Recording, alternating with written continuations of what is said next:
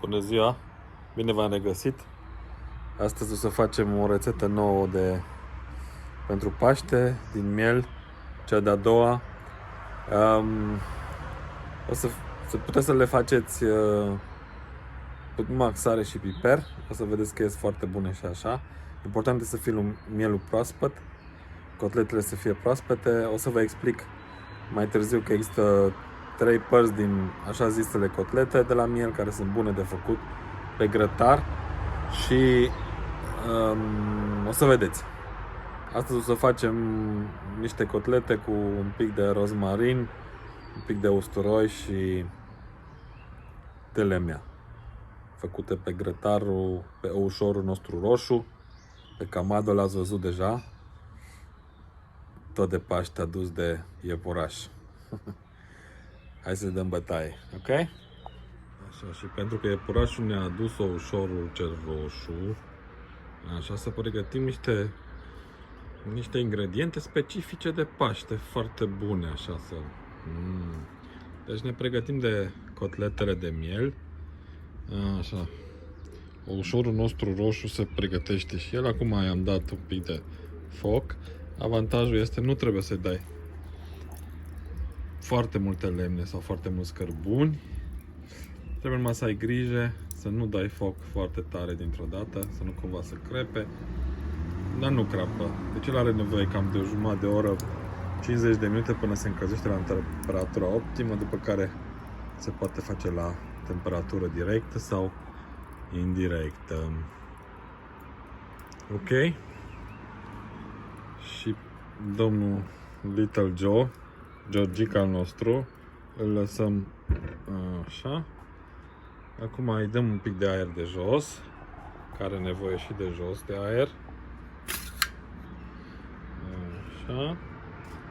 Și îi dăm acum drumul. Putem să-i dăm drumul la început un pic maxim deschis complet sau sus aici îl deschidem să aibă aer complet sau numai cât are nevoie pe găurele respective. Așa. Da, eu o să-i dau un pic ca să-i crească temperatura. Acum l-am pornit. Vedeți, temperatura încă e la 0 grade Celsius. Avem și Fahrenheit. Așa, ne pregătim pentru mâncărica de Paște. Una din cele 10 rețete care le vom face în ușorul nostru de Paște. Ok? Ok, acum ne pregătim să facem condimentarea un pic la miel. Și o să facem cu ceva mirodeni, o să vedeți acum despre ce e vorba.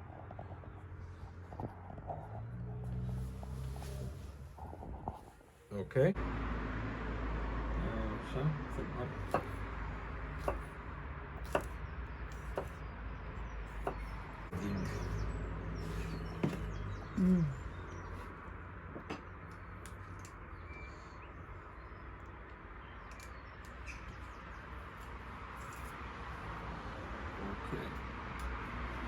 Nu foarte mult, deocamdată așa un pic. Sare și piper.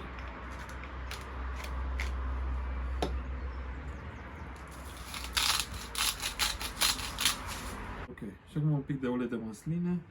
O să vin aici. Țac. Să vedem. Niște rozmarin, e important. Așa câteva fire. Și de busuioc. Așa.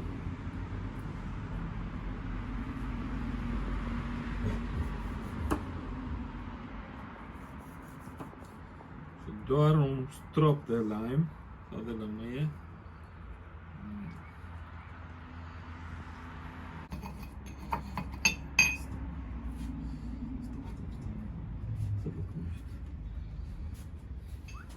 Mai pun un pic de ulei de măsline.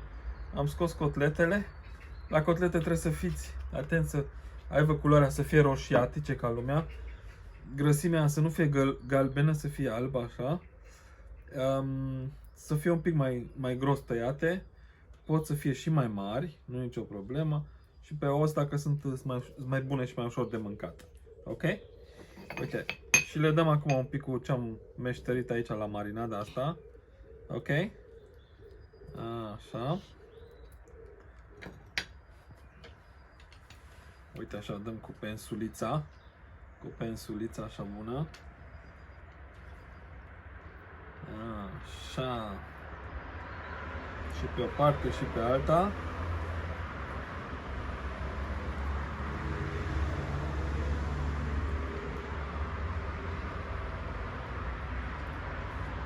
Acum le întoarcem și pe partea cealaltă. Facem aceeași mișcare. Țac, țac, țac, țac, țac, țac. După care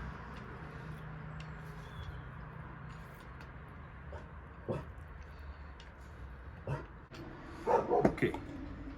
Acum le așezăm așa pentru 15 minute, 20 de minute, să-și ia un pic din gustul ăsta așa bun. Așa. Să vedem. Micul Joe se încălzește, e fierbinte, e numai bun. Așa. Acum curățăm un pic grătarul, că este destul de încins.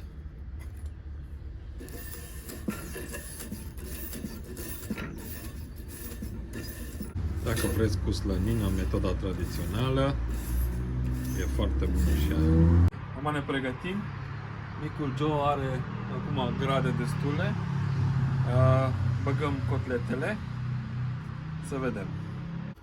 Le punem să fie încins grătarul bine. Sunetul ăsta e beton când se aude așa când se pune pe foc. E ancestral așa, cred că l-avem în sângele. Deci o cărniță bună, bună, bună.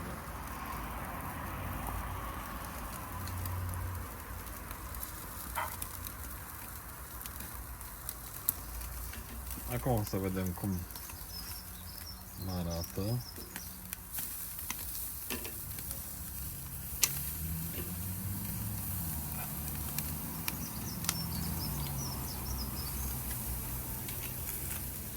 Ia uite ce frumos. Se face pe micul Joe.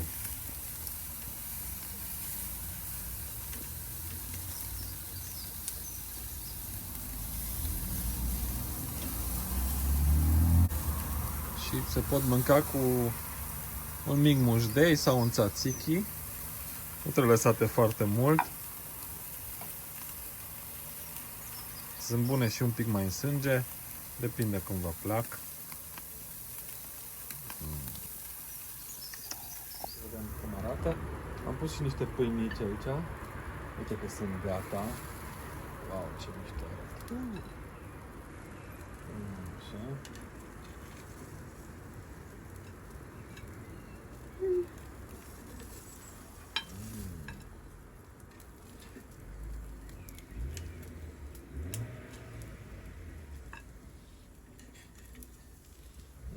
Și dacă știi cum e ros ăștia, uite și avem și niște pâinică aici, lângă.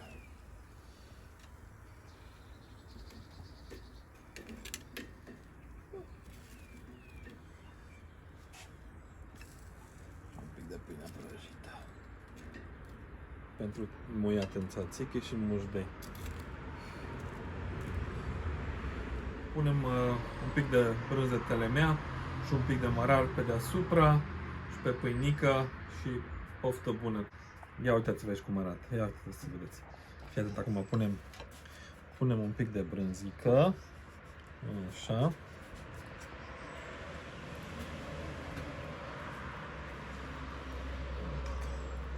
Simte și Luiza deja.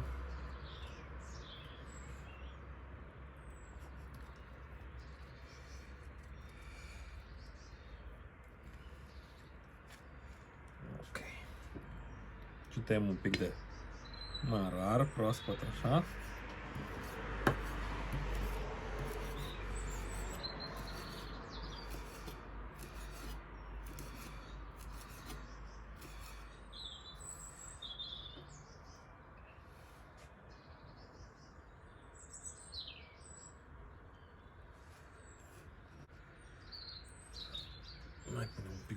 măslină, un pic pe pâinic aici.